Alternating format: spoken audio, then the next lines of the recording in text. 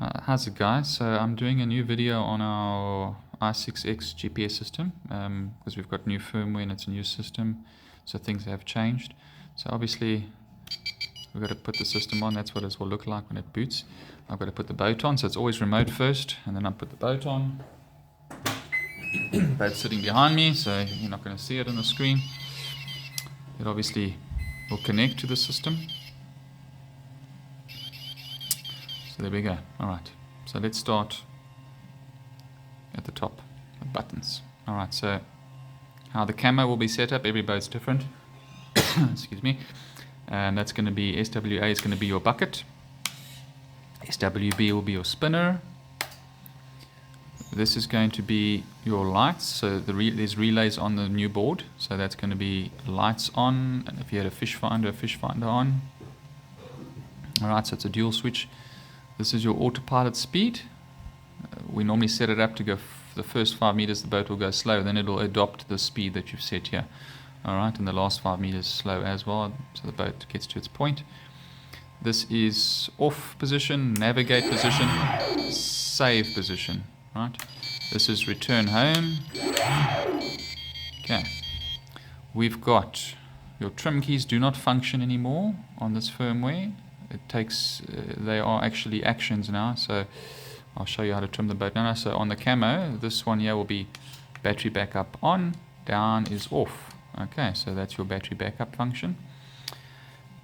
These two sticks now, this is actually throttle, and left and right is navigate points of interest and selection.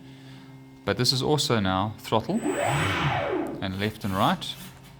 Okay, so you've got two throttles because some guys still like that you can not have to hold the stick when using the throttle. So now you've got both options to you, but your steering is still on this side, so you can still let your boat go and steer, or you can just steer there and power there. Cool, so that's quite cool. Now let's do the home screen here.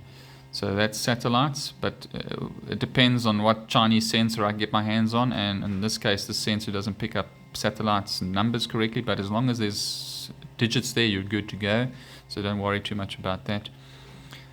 That's your 100% is the signal of your transmitter to the radio. Okay, that's your signal strength. That's the battery's voltage of the boat, and that is the voltage of my pen lights in the remote at 4.1. Distance is distance to point that you've selected. Point is 0. 0 is always home. The others are obviously points of interest, and you can see the number will jump around because it's quite far from where we are when I last tested the boat. 1 is on the table here in front of me, and 0 is home, and that's the number indicated there. Water is your dam, so any points you save under that water will be then saved under that dam, or you could make it swims, it's your choice. And then don't worry about the deep thing, we don't have a depth sensor installed, so it's not going to work there. And we are in manual mode. If I had triggered our return home, for instance, it would change, and then we were not in manual mode anymore, and the boat will be autopiloting, so none of your sticks would work, right? Until you put it off.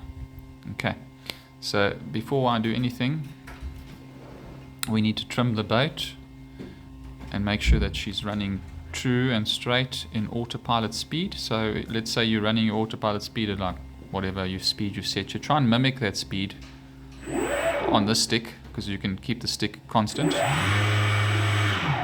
And we need to trim the boat that she's going straight. Now, that being said, when you go into the menus here, you've got to be very careful what you do, because if you change any channels or anything that shouldn't be changed, you're going to undo all the calibrations on the system and it will no longer function. So be very, very careful in this menu, otherwise you're going to bring the boat back and it has to be recalibrated from scratch, and we don't want that. So you're going to go into here, hold OK. We're going to go to the boat setup, and we're doing this because we need to trim the boat. If she's going straight, don't worry about it, but if she's not, you have to go to channel setup. We're going to go OK. Now you can navigate with these right up and down. The only channel you need to change is channel 1. That is the rudder. And like I say, if you do something in here by mistake, yeah, it's tickets. It will not work again, most likely. So we're going to go OK. And once again, just go down to the bottom, please. Don't push OK for anything else here. And that is your trim now on the boat. Okay, it's on minus 10.9 on this boat. That was going straight for me. So what you need to do now is just push OK, it'll flash. Now you can run your boat, see if she's going straight while she's running. You can then adjust this number accordingly with the left keys. Okay, I'm going to put it back to 10.9 because that was what I wanted. And then once she's going straight, you cancel and she's not flashing anymore, so it's saved, and you get out of there. Okay, just cancel. Then also in the same menu, that is where I set your voltage alarm for your battery. So whatever battery you've got in, and you need to set the low parameter, that is the low parameter there. Okay, so it's a 4-cell battery on this one, so it's 14.8. And there's your signal alarm. So when you want your remote to start screaming to you about low signal, this one's set to 50%. And that's it. Sonar sound, we don't need that. Okay, we're going to go out of here. And then under the transmitter setup, you can change voltages there too if you wanted to. There's the contrast of your display. That is the pen lights voltage here. That is preset by me. I've used a multimeter and determine what your voltage is, and then I calibrate the sensor.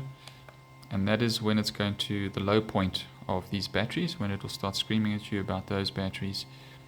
And there's your inactivity alarm. So if you're not doing anything on this remote, it will start beeping after a certain time.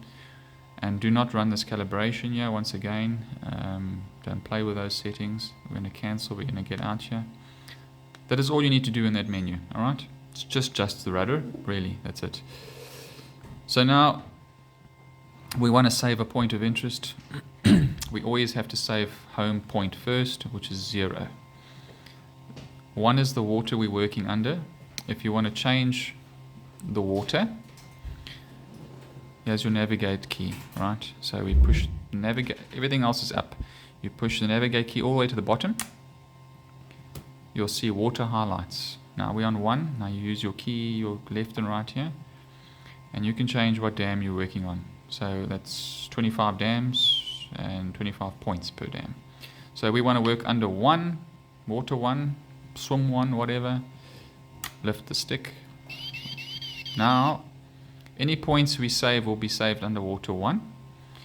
So point 0 is always home point. You can see if I use the stick again, it'll change to 1. It will be point 1. We want to save 0 first. We want to save 0 in front of us in the dam, away from our lines, and that'll be the return point. And you can just resave home over home all the time. But you always need to do an action first. Whenever you save a point, you have to do an action first. So we have to drop the bucket all the way down. It says save, and that meters goes to 0, which means we've saved. We put everything up again. Okay. So now we've saved home point. And the same goes for the next point. So now we want to save point 1, or I want to make it rod 2, and you can see that the distance to my last point is very far from where I am now. So let's say we want to drop on point 2. We want to drop, we've driven out, and we want to drop the bucket, spin the spinner, save. Now it'll go to 0. We've saved over that point. Everything back up again. So now we've got home saved and we've got point 2 saved. Now I want to navigate to point 2. So I make sure it's highlighted like it is with your stick. You make sure you're on point 2. You've got your bait loaded, you've got everything loaded, you've got your boat pointed in the direction you want to go, and you move your stick, you navigate to middle. And the boat will then, while that's activated, it will then, obviously you can adjust your speed accordingly, right?